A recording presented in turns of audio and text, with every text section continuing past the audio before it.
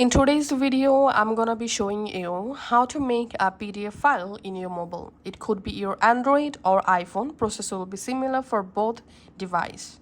First of all, on your mobile phone, you have to open your browser and in browser, search for PDF Maker.